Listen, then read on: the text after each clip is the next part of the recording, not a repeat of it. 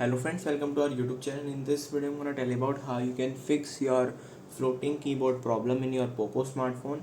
Before watching this video, if you have not subscribed to our YouTube channel, then subscribe to it and like our video. So let's start friends. First you have to simply open your search button. From here click on this, here it is floating window.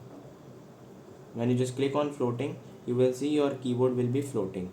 But if it is crashes sometime or not doing searches for you, then how you can fix them?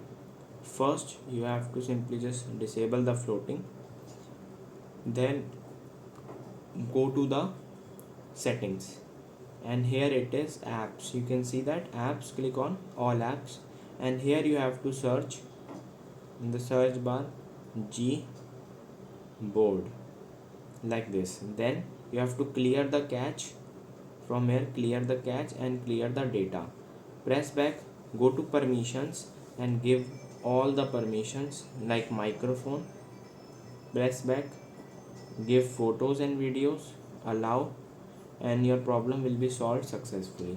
I hope you like this video. If you like this video, then subscribe to our YouTube channel for more helpful tips and tricks videos. See you next time.